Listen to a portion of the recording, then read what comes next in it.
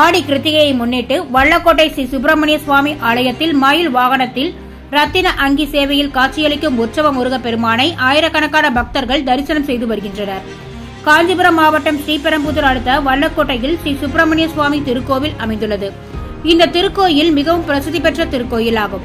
இங்கு வள்ளி தெய்வானையுடன் முருகப்பெருமான் பக்தர்களுக்கு அருள்பாலித்து வருகின்றார்.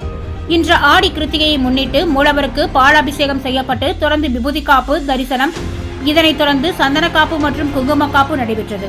பின்னர் கோபூஜை நடைபெற்றதை அடுத்து தங்க கிரீடம் தங்கவேல் அணிவிக்கப்பட்டு சந்தன காப்பு செய்யப்பட்டது. மேலும் உற்சவர் ரத்தின அங்கி சேவையில் பக்தர்களுக்கு காட்சியளித்து வருகிறார்.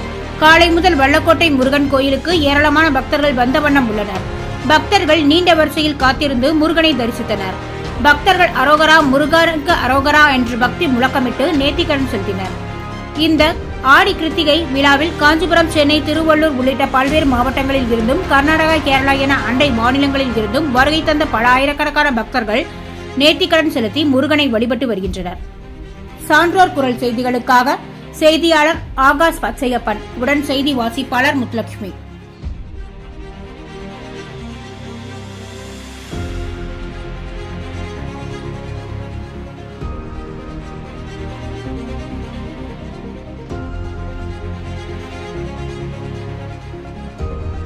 செய்திகளை உடனுக்குடன் தெரிந்து கொள்ள சான்றோர் குரல் பக்கத்தை ஃபாலோ செய்து கொள்ளுங்கள்.